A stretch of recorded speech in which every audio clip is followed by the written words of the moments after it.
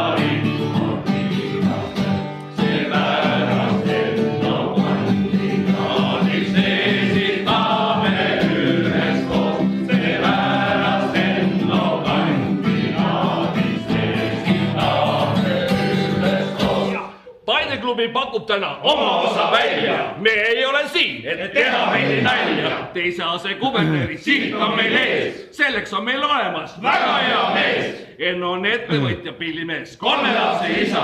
Lions-liikumises on ta olnud väga visa. Nüüd me siin palumegi teie abi ka. Et kõik saaksid hüüda. Ja!